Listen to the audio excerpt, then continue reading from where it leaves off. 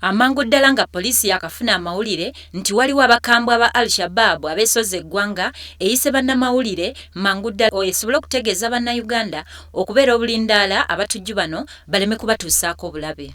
Assistant Inspector General of Police Andrew Sorowen ayongedde n'ategeeza nti abatujju aba Al-shabab basindise obubaka nga bakozesa omukutu gwa internet nga bwe bagenda okulumba Uganda omwezi guno.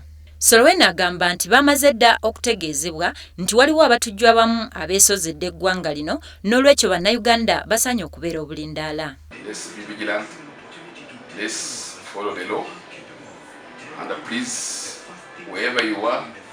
I would like to urge the public to have the telephone number of the district police commander of this area.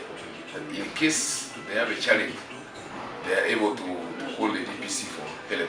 Wabula agamba nti nga bakozesa ensi ez'okumuliraano basobodde okukwatayo omusajja omu Malik Mansour ng'ono gwe bagenda okweyambisa okumanya obutego n'enteekateeka z'abakambwe bano.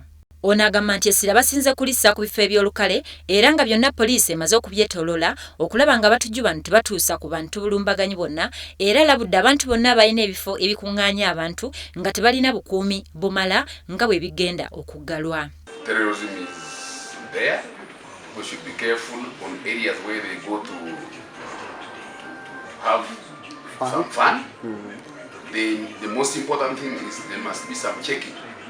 If you find a place not having that type of security, avoid it and go to the place where there is checking. Kuva Uganda lwe yalumbwa abakambwe aba Al-shabab mu mwaka gwa 2010, poliisi ezzeetegeeza bannayuganda okuba obulindaala eri abatujju bano.